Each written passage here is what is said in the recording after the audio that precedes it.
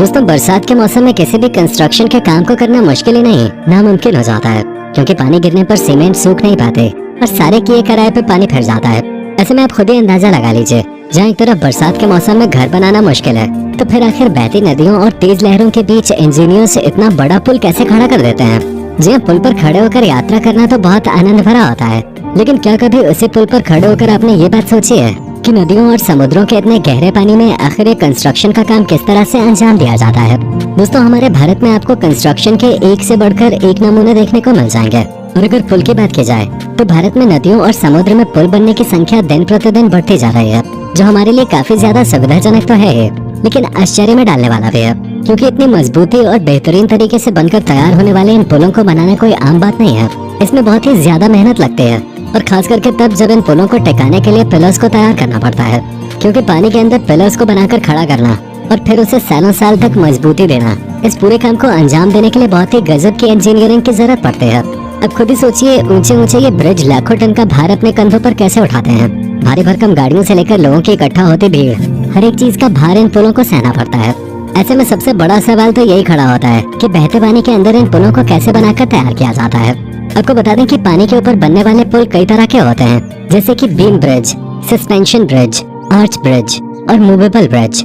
और इन सभी को बनाने का तरीका अलग अलग होता है, क्योंकि इंजीनियरिंग डिजाइन के बेस पर ब्रिज को कई सारी कैटेगरी में बांटा जा सकता है। और जो ब्रिज का कंस्ट्रक्शन होता है उसे लोकेशन के हिसाब से तैयार किया जाता है, यानी कि एक ही तरह का ब्रिज हर लोकेशन पे बनना मुमकिन नहीं है, क्योंकि कई जगहों पर मजबूती देने के लिए कई सारे पिलर्स तैयार किए जाते हैं। वही कुछ ऐसे ब्रिज भी होते हैं जिन्हें बिना ज्यादा पिलर्स की सहायता के तैयार करना होता है, जैसे कि अपना हावड़ा ब्रिज। और कुछ ब्रिज ऐसे होते हैं जिन्हें मूव करने की जरूरत होती है, इसलिए वहाँ पर मूवेबल ब्रिज बनाए जाते हैं। और ये बात तो आपको भी अच्छे से पता होगी कि पानी के ऊपर ब्रिज बनाकर खड़ा करना जमीन के ऊपर बनने वाले ब्रिज से कहीं ज्यादा मुश्किल होता है, क्योंकि जमीन पे तो आप फिर भी सीमेंट और पत्थरों को अच्छी तरह से सेट कर सकते हैं, लेकिन पानी में इस काम को करने के लिए सही समय और सही तरीके की जरूरत होती है। अब मान लीजिए कि पानी में तूफान आ रहा है, बाढ़ आ रही है और आप ब्रिज बनाने बैठे हैं, तो जाहिर सी बात है कि ब्रिज नहीं बनेगा। ऊपर से पानी की लहरें कभी भी अपना रुख बदल सकती हैं। इस स्थिति में सही टेक्निक की जरूरत होती है, जो बेमिसाल इंजीनियरिंग से ही आती है, क्योंकि पानी के ऊपर ब्रिज बनाने से पहले कुछ अहम बातों पर ध्यान दिया जाता है, जैसे कि पानी की गहराई, पानी की स्पीड, पानी के नीचे जो मिट्टी है उसकी क्वालिटी कैसे है, ब्रिज बनाने पर कितना भार पड़ेगा, और ब्रिज बनने के बाद उस पर चलने वाली गाड़ियों का वजन क्या होगा। दोस्तों, इन सभी मुद्दों पर ब्रिज बनने से पहले रिसर्च कर ली जाती है, या फिर कह लीजिए कि पूरी जांच पड़ताल करने के बाद ही ब्रिज का काम शुरू होता है। और ये भी पता चलता है कि ब्रिज को किस तरीके से बनाकर तैयार करना है। पर ऐसा बिल्कुल भी नहीं है कि नींव डालने का काम सिर्फ इमारत बनाते समय ही होता है। असल में पानी पर पुल बनाने के लिए भी नींव डालने की जरूरत पड़ती है, और इस पूरे प्रोजेक्ट के आधार पर नींव का स्ट्रक्चर और बाकी चीजें तैयार होती हैं।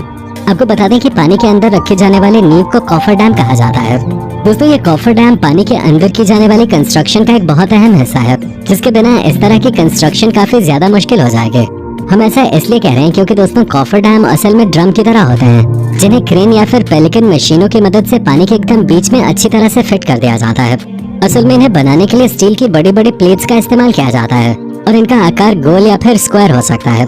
हालांकि इनका आकार पुल बनाने या फिर नदी की मिट्टी की गहराई पर निर्भर करता है कि कॉफर डैम को गोल रखा जाएगा या फिर स्क्वायर शेप में इसे बनाया जाएगा। दोस्तों, अगर साफ शब्दों में कहा जाए तो ये एक प्रकार के ड्रम की तरह होता है, या फिर आप लोगों ने मेले वगैरह में मौत के कुएं वाला खेल देखा होगा, उससे भी ये काफी ज्यादा मिलता जुलता है, जहाँ अंदर लोग अपने करतब दिखाते हैं और बाहर से लोग उन्हें देखते हैं। ऐसा ही कुछ कॉफर डैम में होता है, जहाँ अंदर मौजूद लोग कंस्ट्रक्शन का काम करते हैं और शानदार ब्रिज बनाकर तैयार करते हैं। आमतौर पर कॉफर डैम बहुत ही ज्यादा मजबूत होते हैं, जिन्हें बनाने के लिए स्टील की मदद ली जाती है। सबसे पहले इसे पानी के बीचों बीच बनाकर रख दिया जाता है, ताकि पानी कॉफर डैम के आसपास बहता रहे। लेकिन इसके अंदर का नजारा ठीक उसी तरह होता है जैसे हम पानी से भरे ग्लास के अंदर पाइप डालते हैं, जहाँ पानी पाइप के आसपास होता तो है, लेकिन उसके अंदर तब तक नहीं पहुँचता जब तक हम पाइप के जरिए पानी को खींचने की कोशिश न करें।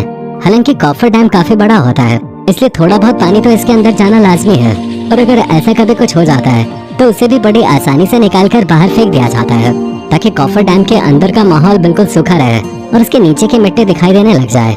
जब कॉफर डैम के अंदर नीचे की मिट्टी दिखाई देने लगती है तो उसके बाद ही पिलर्स बनाने का काम शुरू किया जाता है, जिसके लिए इंजीनियर अपना दिमाग लगाना शुरू कर देते हैं और मजबूत पिलर बनाकर तैयार करते हैं। वे जब बनकर तैयार हो जाता है तब जाकर ब्रिज का बाकी काम शुरू किया जाता है। लेकिन दोस्तों, हर बार ये कॉफर डैम वाली तकनीक काम नहीं करते, क्योंकि जब पानी गहरा होता है तो कॉफर डैम पानी के अंदर डूब सकता है इसलिए ऐसी स्थिति में गहरे पानी वाली जगह के ऊपर रिसर्च करके जमीन के नीचे कुछ पॉइंट्स तैयार किए जाते हैं जहाँ की मिट्टी अच्छी हो और कंस्ट्रक्शन करने लायक हो, और फिर वहाँ पर गड्ढे किए जाते हैं और उनमें ऊपर से नीचे तक कई सारे पाइप डाले जाते हैं ताकि उस एरिया के पानी को बाहर निकाला जा सके। और फिर इन पाइप्स के अंदर सीमेंट के मिक्सचर भरे जाते हैं और जरूरत के हिसाब से इसी तरह के कई सारे पाइप मिलाकर एक मजबूत और मोटा पिलर तैयार किया जाता है। दोस्तों, किसी ब्रिज को बनाने में सबसे अहम चीज उसके खंभों का निर्माण होता है, क्योंकि अगर खंभे ही सही से नहीं बने होंगे तो पुल को भला कैसे बनाया जा सकता है। ऐसे में सारा काम बिल्कुल सही तरीके से हो और पानी के अंदर कम से कम कंस्ट्रक्शन करना पड़े। यही वजह है कि पुल को बनाने में जितनी भी चीजें इस्तेमाल होती हैं उनका कंस्ट्रक्शन साइड बाय साइड अलग से चलता रहता है, जहाँ पुल के ब्लॉक्स वगैरह पहले ही तैयार कर लिए जाते हैं ताकि उन्हें पानी के अंदर केवल फिट करने का काम बचे। जैसे जैसे पानी के ऊपर खंभे तैयार होते हैं वैसे वैसे उसके ऊपर की रोड भी तैयार होती रहती है, जहाँ सीमेंट और कंक्रीट के बड़े बड़े ब्लॉक्स होते हैं जिन्हें पहले ही तैयार करके रखा जाता है और फिर इन्हें बड़ी बड़ी मशीनों की मदद से पुल बनने वाली जगह पे पहुंचा दिया जाता है। बड़े बड़े सीमेंट के ब्लॉक्स पहुंचाने के लिए कई बार बोट्स का सहारा लिया जाता है। ऐसा करने के बाद एक से दूसरे पिलर्स के बीच इन ब्लॉक्स को सेट करने का काम शुरू होता है और फिर इसी तरह स्टेप बाय स्टेप एक पूरा ब्रिज बनकर तैयार होता है। पर दोस्तों, ये सोचने की गलती बिल्कुल मत कीजिएगा कि ब्रिज के बनने के बाद जब तक पृथ्वी रहेगी तब तक वो ब्रिज बना रहेगा। ऐसा बिल्कुल नहीं है। किसी भी ब्रिज को एक समय सीमा के लिए ही बनाया जाता है, 100 या 200 साल बस। और जब ब्रिज की एक्सपायरी डेट आ जाती है तो उसके बाद ये किसी काम का नहीं रहता।